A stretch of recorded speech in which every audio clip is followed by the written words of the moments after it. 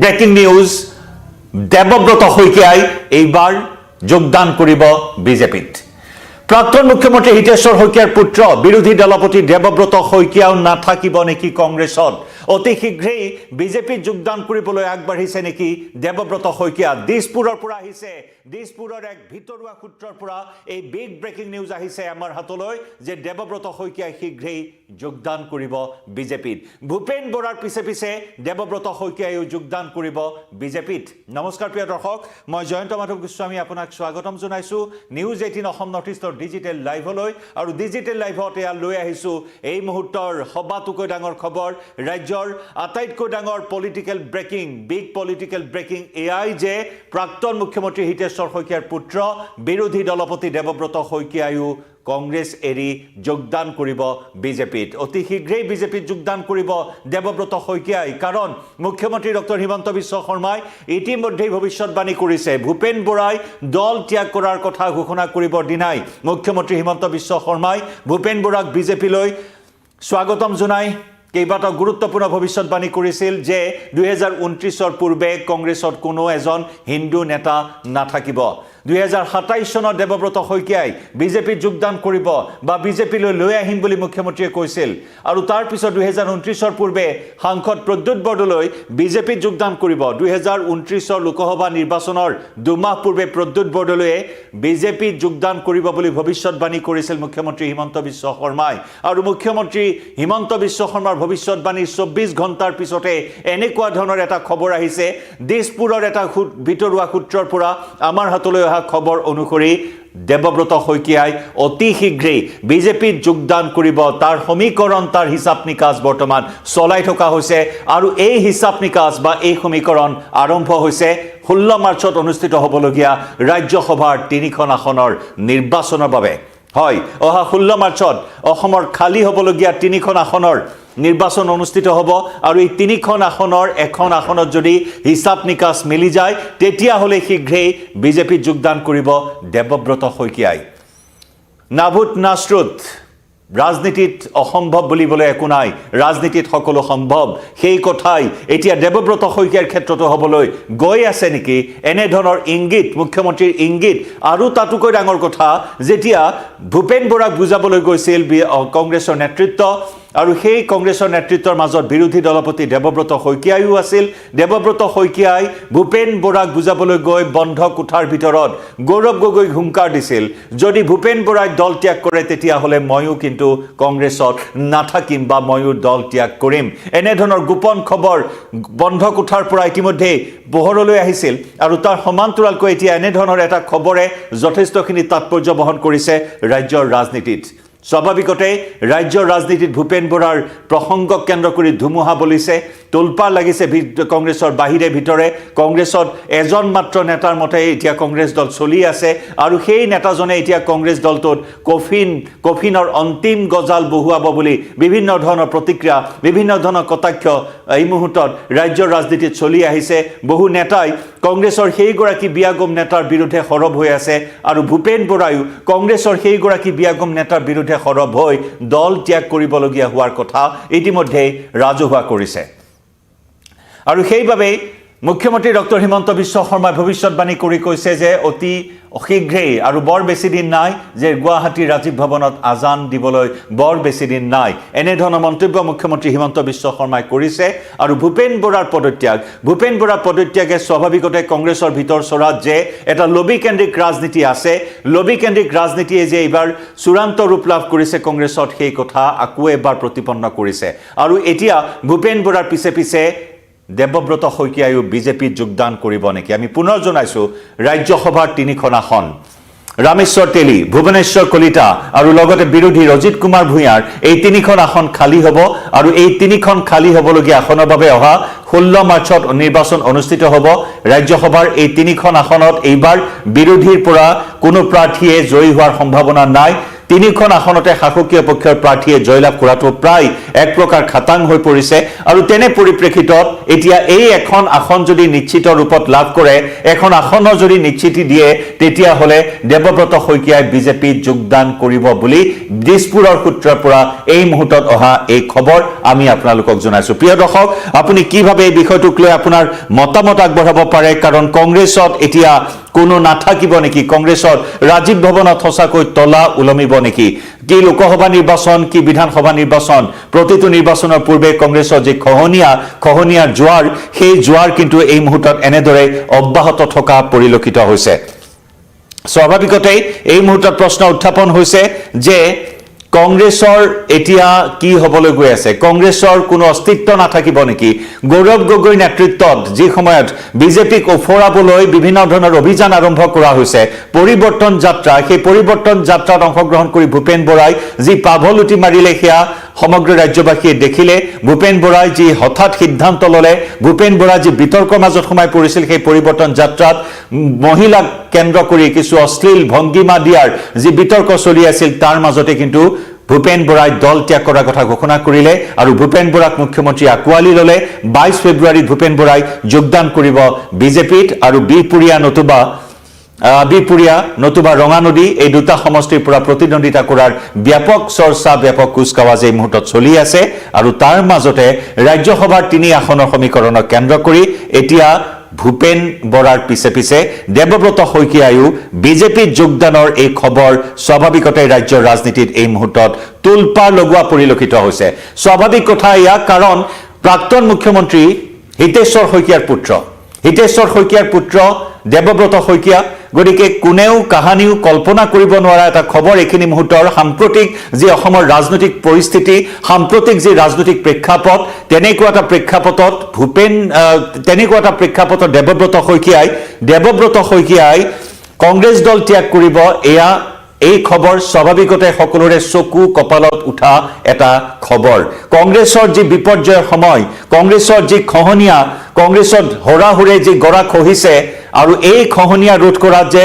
গৌৰৱ গগৈ চূড়ান্ত ৰূপত ব্যৰ্থ হৈছে একে সময়তে গৌৰৱ গগৈ পাকিস্তান লিংকৰ বিতৰ্ক গতিকে এনেকুৱা এটা প্ৰেক্ষাপটত কংগ্ৰেছ দলৰ ভৱিষ্যত যেন সম্পূৰ্ণ অন্ধকাৰ সন্মুখত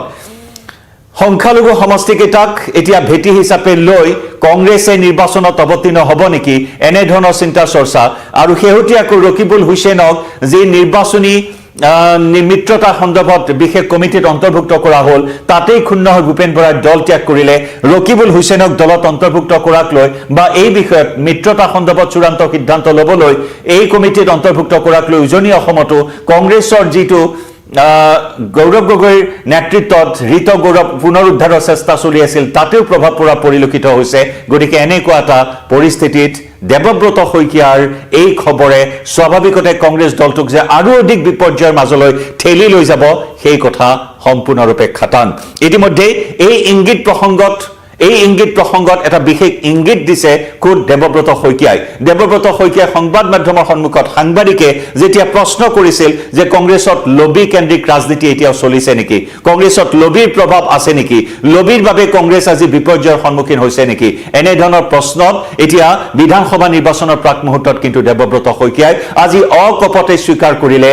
সংবাদ মাধ্যমৰ সন্মুখত যে হয় কংগ্ৰেছত এটা ডাঙৰ লবি আছে আৰু এই লবিৰ মতে কংগ্ৰেছ দল পৰিচালিত হৈ আছে সেই কথা অকপতে স্বীকাৰ কৰিলে দেৱব্ৰত শইকীয়াই গতিকে দেৱব্ৰত শইকীয়াৰ এই মন্তব্যৰ পৰা এই যি দিছপুৰৰ পৰা খবৰ আহিছে ৰাজ্যসভা নিৰ্বাচনৰ সমীকৰণক লৈ বিজেপি গমনৰ যি খবৰ আহিছে তাত কৰবাত কিবা আছে নেকি যোগসূত্ৰ আপুনি সেই মন্তব্য শুনিলে আপুনিও কিছু ধাৰণা কৰিব পাৰিব কিছু অনুমান কৰিব পাৰিব যে কি সূত্ৰত কি প্ৰসংগত আজি দেৱব্ৰত শইকীয়াই ক'লে যে কংগ্ৰেছত এটা লবি আছে এটা শক্তিশালী লবিৰ দ্বাৰা পৰিচালিত হৈ আছে মই কেতিয়াও ভুল কৰা নাই মই ভগৱানত বিশ্বাসী গতিকে মোৰ লগত কেতিয়াও বেয়া হ'ব নোৱাৰে কিহৰ বাবে এই ইংগিত দিলে দেৱব্ৰত শইকীয়াই আমি সেই মন্তব্যটো এবাৰ আগবঢ়াই ল'ব বিচাৰিছো আপোনালোকৰ সন্মুখত কংগ্ৰেছত এটা কথা আছে কিন্তু মই কেতিয়াও আপোনালোকক অস্বীকাৰ নকৰোঁ কংগ্ৰেছত লবি চলে এইটো সঁচা কথা এইটো মিছা বুলি ক'লেতো মই আৰু মিছা কথা কিয় ক'মে কাৰোবাৰ মই কিন্তু আপোনালোকে সেই বুলি মোক ইয়াৰ অৰ্থ আৰ বুলি উলিয়াবগৈ নোৱাৰে সেইটো আপোনালোকে সেইটো কৰিলে অসত্য হৈ যাব মানে লবি কেন্দ্ৰিক ৰাজনীতিৰ কাৰণে ভূপেন বৰা আঁতৰি গ'ল নেকি? সেইটো মই ক'ব নোৱাৰিম, কিন্তু এনেকুৱা হয় ন নেতাবিলাকৰ কোনোবাই আপোনালোকে চাব এতিয়া কোনোবা গাড়ী বনাব, কোনোবা কাৰোবাক ভাল পায় ব্যক্তিগতভাৱে তেওঁৰ ওপৰত জিন্দাবাদ নিদিয়ে, তেতিয়াহ'লে তেওঁ দলটোক জিন্দাবাদ নিদিয়ে। গতিকে এইবিলাকো কংগ্ৰেছত চলি থাকে, এইবিলাকতো আৰু বাধা দিব নোৱাৰি মানুহৰ প্ৰতি মনটো। আৰু বুজি পালে লবিটো বেছি আপোনাক কোনে ক'লে? মই লবি বুলি কৈছে যিহেতু, কাৰণ ভূপেন বৰাই অভিযোগ কৰিছে, বহুত চলে, মোৰো চলিব পাৰে, কিন্তু সেইটো এটা কাইলৈ অভিযোগ কৰিছে বহুত। অভিযোগটো মই এতিয়া ভূপেন বৰাক উত্তৰ নিদিওঁ বুলি ক'লোঁ না, পুৰণা ঘাম মই নুগুচাওঁ বুলি। ভূপেনৰ কথাবিলাকত মই গুৰুত্ব নিদিওঁ নহয়। কংগ্ৰেছত এটা কথা আছে, সেইটো মই কেতিয়াও আপোনালোকক অস্বীকাৰ নকৰোঁ, কংগ্ৰেছত লবি চলে, কংগ্ৰেছত লবি চলে, সেইটো সঁচা কথা। সেইটো মিছা বুলি ক'লেতো মই আৰু মিছা কথা কিয় ক'মে কাৰোবাৰ। আৰু মই কিন্তু আপোনালোকে সেই বুলি মোক এই ইয়াৰ অৰ্থ আৰ বুলি উলিয়াবগৈ নোৱাৰে, সেইটো আপোনালোকে সেইটো কৰিলে অসত্য হৈ যাব। মানে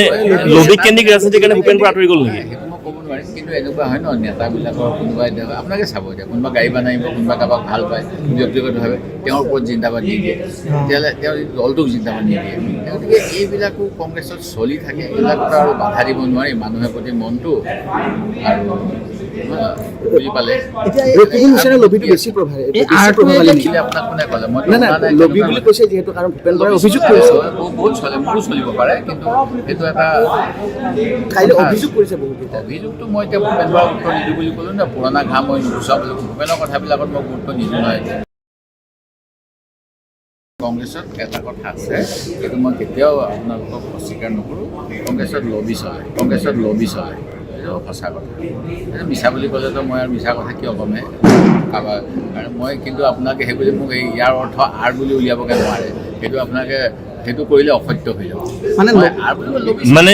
লবি কেন্দ্ৰিক ৰাজনীতিৰ কাৰণে ভূপেন বৰা আঁতৰি গ'ল নেকি? সেইটো মই ক'ব নোৱাৰিম, কিন্তু এনেকুৱা হয় ন নেতাবিলাকৰ কোনোবাই আপোনালোকে চাব এতিয়া কোনোবা গাড়ী বনাব, কোনোবা কাৰোবাক ভাল পায় ব্যক্তিগতভাৱে, তেওঁৰ ওপৰত জিন্দাবাদ নিদিয়ে, তেতিয়াহ'লে তেওঁ দলটোক জিন্দাবাদ নিদিয়ে। গতিকে এইবিলাকো কংগ্ৰেছত চলি থাকে, এইবিলাকতো আৰু বাধা দিব নোৱাৰি মানুহৰ প্ৰতি মনটো। আৰু বুজি পালে লবিটো বেছি আপোনাক কোনে ক'লে? মই লবি বুলি কৈছে যিহেতু, কাৰণ ভূপেন বৰাই অভিযোগ কৰিছে, বহুত চলে, মোৰো চলিব পাৰে, কিন্তু সেইটো এটা কাইলৈ অভিযোগ কৰিছে বহুত। অভিযোগটো মই এতিয়া ভূপেন বৰাক উত্তৰ নিদিওঁ বুলি ক'লোঁ না, পুৰণা ঘাম মই নুগুচাওঁ বুলি। ভূপেনৰ কথাবিলাকত মই গুৰুত্ব নিদিওঁ নহয়। সেয়া আপোনালোকে শুনিলে, আৰু সেয়া আপোনালোকে শুনিলে দেৱব্ৰত শইকীয়াৰ মন্তব্য। দেৱব্ৰত শইকীয়াই অকপতে স্বীকাৰ কৰিলে যে মিছা কৈ লাভ নাই, মিছা কৈ লাভ নাই, এয়া সঁচা, এয়া সত্য যে কংগ্ৰেছত এটা লবি আছে। মই কৰ্মত বিশ্বাসী, কৰ্মফলত বিশ্বাসী, মই ভগৱান বিশ্বাসী, গতিকে মোৰ লগত বেয়া নহয় বুলি মন্তব্য কৰিলে দেৱব্ৰত শইকীয়াই। ইয়াৰ বেলেগ মিনিং উলিয়াবলৈ অৱশ্যে তেওঁ মানাও কৰিছে, কিন্তু ইতিমধ্যেই আজি খবৰ এই মুহূৰ্তত পোহৰলৈ আহিছে। ইয়াৰ অৰ্থ কি হ'ব এয়া পৰৱৰ্তী সময়ত নিশ্চিতভাৱে অপেক্ষা কৰিবই লাগিব, কাৰণ 3খন আসন একে সময়তে মুখ্যমন্ত্ৰীগৰাকীয়ে এটা বিশেষ ভৱিষ্যতবাণী কৰিছে দেৱব্ৰত শইকীয়াক লৈ। নাজিৰাত এইবাৰ দেৱব্ৰত শইকীয়াই পৰাস্ত হ'ব, নাজিৰাত এইবাৰ জয়ী হ'ব নোৱাৰে দেৱব্ৰত শইকীয়াই। গতিকে তেনেকুৱা সমীকৰণক লৈ এই হিচাপ নিকাচ আগবাঢ়িছে নেকি? দেৱব্ৰত শইকীয়াই এই 3খন আসনৰ এখনত যদি নিশ্চিতি লাভ কৰে, তেতিয়াহ'লে বিজেপি যোৱাটো প্ৰায় নিশ্চিত বুলি ইতিমধ্যে দিছপুৰীয়া সূত্ৰৰ পৰা এই খবৰ আহিছে। আৰু স্বাভাৱিকতে ৰাজ্যৰ ৰাজনীতিত ভূপেন বৰাৰ পদত্যাগৰ খবৰে তোলপাৰ লগাই থকাৰ সময়তে আন এগৰাকী বিৰোধী দলপতিৰ দৰে এগৰাকী নেতা, যি নেকি প্ৰাক্তন মুখ্যমন্ত্ৰীৰ পুত্ৰ, আৰু এতিয়া এই দেৱব্ৰত শইকীয়া বিজেপিত যোগদানৰ প্ৰায় পথ প্ৰশস্ত কৰাৰ বাবে বৰ্তমান সমীকৰণ চলাই থকাৰ খবৰ আহিছে দিছপুৰীয়া সূত্ৰৰ পৰা। আৰু স্বাভাৱিকতে যদি দেৱব্ৰত শইকীয়ায়ো কংগ্ৰেছ এৰি বিজেপিত যোগদান কৰে, তেতিয়াহ'লে বিৰোধী বুলিবলৈ থাকিব কি? বিৰোধীত থাকিব কোন? কংগ্ৰেছত থাকিব কোন? আৰু যি প্ৰদ্যুৎ বৰদলৈ ভৱিষ্যতবাণী কৰিছে মুখ্যমন্ত্ৰী ডক্টৰ হিমন্ত বিশ্ব শৰ্মাই, এই কথা মুখ্যমন্ত্ৰীয়ে কৈছে যে প্ৰদ্যুৎ বৰদলৈ চূড়ান্ত ৰূপত অপমানিত হ'ব লোকসভা নিৰ্বাচনৰ প্ৰাক মুহূৰ্তত 2029-ৰ। গতিকে তাৰ দুমাহ পূৰ্বেই বিজেপিলৈ আহিব প্ৰদ্যুৎ বৰদলৈ। মুখ্যমন্ত্ৰীগৰাকীয়ে প্ৰায়ে কৈ আহিছে কংগ্ৰেছত ফিক্সড ডিপজিট আছে মুখ্যমন্ত্ৰীগৰাকীয়ে প্ৰায়ে কৈ আহিছে কংগ্ৰেছৰ এজেণ্ট আছে মুখ্যমন্ত্ৰীৰ। গতিকে সেই এজেণ্টসমূহে দাৰৰ বাতৰি দাৰে দি আহিছে। ক'ত কি কৈ আছে, ক'ত কি কাম কৰি আছে, গৌৰৱ গগৈয়ে ক'লৈ গৈছে, কাৰ লগত ফোনত কথা পাতিছে, সকলোখিনি তথ্য দাৰৰ বাতৰি দাৰে দাৰে দি আছে কংগ্ৰেছী এজেণ্টে সেই কথা মুখ্যমন্ত্ৰী আত্মবিশ্বাসেৰে প্ৰকাশ কৰি আহিছে আৰু ফিক্সড ডিপজিটৰ কথা যিহেতু মুখ্যমন্ত্ৰীয়ে কৈ আহিছিল, গতিকে এতিয়া দেৱব্ৰত শইকীয়াও সেই ফিক্সড ডিপজিটত পৰিব নেকি, ইতিমধ্যে ভূপেন বৰাও সেই ফিক্সড ডিপজিটত পৰিছে নেকি, এনেধৰণৰ চৰ্চাই ৰাজ্যৰ ৰাজনীতি বৰ্তমান গৰম কৰি ৰাখিছে। আৰু তাৰ মাজতে এই বিগ ব্ৰেকিং নিউজ যে 2026 বিধানসভা নিৰ্বাচনত পৰাজয় বৰণ কৰাৰ ভয়ত কেনেবাকৈ দেৱব্ৰত শইকীয়াই এতিয়া সকলো জলাঞ্জলি দি পিতৃৰ আদৰ্শ সকলো জলাঞ্জলি দি এতিয়া বিজেপিত যোগদান কৰিব নেকি, কংগ্ৰেছৰ আদৰ্শ ধূলিসাৎ কৰি এতিয়া বিজেপিত যোগদান কৰিব নেকি, কাৰণ ৰাজনীতিত অসম্ভৱ বুলিবলৈ একো নাই। ইয়াৰ পূৰ্বেও বহু হীৰাই উপহীৰাই যি কংগ্ৰেছ কৰি আহিছিল সেই কংগ্ৰেছীয়েও ইতিমধ্যে বিজেপিত যোগদান কৰিছে, মন্ত্ৰী হৈ আছে। অজন্তা নেওগৰ পৰা আৰম্ভ কৰি আন একাংশ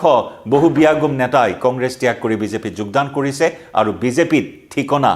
এক ৰাজনৈতিক ভৱিষ্যত সুৰক্ষিত কৰিবলৈ সক্ষম হৈছে। আৰু ঠিক তেনেদৰে এতিয়া দেৱব্ৰত শইকীয়াই সেই বাটেই ল'ব নেকি, সেই বাটেই অনুকৰণ কৰিব নেকি, সময়ৰ অপেক্ষা। কাৰণ 16 মাৰ্চ সন্মুখত আহি পালে। এই 16 মাৰ্চত খালী হ'বলগীয়া 3খন ৰাজ্যসভাৰ আসন, য'ত নেকি অজিত কুমাৰ ভূঞাৰ বিৰোধীৰ আসনখন, একেদৰে ভুৱনেশ্বৰ কলিতা, ৰামেশ্বৰ তেলীৰ এই 3খন আসন এইবাৰ শাসকীয় পক্ষৰ দখললৈ যাব। বিৰোধী এইবাৰ জয়ী হোৱাৰ সম্ভাৱনা নাই। গতিকে এই 3 আসনৰ এখন নিশ্চিত হ'লেই এতিয়া বিজেপি গমন অতি শীঘ্ৰেই হ'ব দেৱব্ৰত শইকীয়াৰ। অপেক্ষা সময়লৈ কি প্ৰতিক্ৰিয়া প্ৰকাশ কৰে দেৱব্ৰত শইকীয়াই এই প্ৰসংগত, সেয়াও আমি লৈ আহিম আপোনালোকৰ সন্মুখলৈ। কিন্তু এনেকুৱা এটা বিষয় ৰাজ্যৰ ৰাজনীতিত তোলপাৰ লগোৱা, সকলোৰে চকু কপালত উঠা এই খবৰক লৈ আপোনাৰ মতামত জনাব পাৰে কমেণ্ট ছেকশ্যনত। লাইভৰ পৰা বিদায় লৈছোঁ।